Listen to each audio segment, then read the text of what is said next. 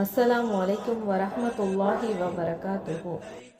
என்னென்ன பொருட்கள் எடுத்துகிட்டு போகணும், எடுத்துகிட்டு போகக்கூடாது அப்படின்னு உங்களுக்கு பயானில் எல்லாம் சொல்லியிருப்பாங்க. இருந்தாலும் நான் ப்ரிப்பேர் பண்ணி என்னென்ன கொண்டு போனேன் அப்படிங்கிற லிஸ்ட்டு உங்களுக்கு நான் கொடுக்குறேன்.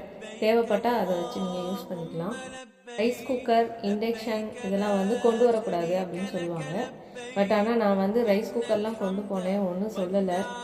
அதனால் உங்களுக்கு தேவைப்பட்டாலும் நீங்கள் கொண்டு போங்க, இல்லை அங்கேயே கூட விற்பாங்க, வேணால் வாங்கிக்கோங்க. ரைஸ் குக்கர் ரொம்ப யூஸ்ஃபுல்லாக இருக்கும்.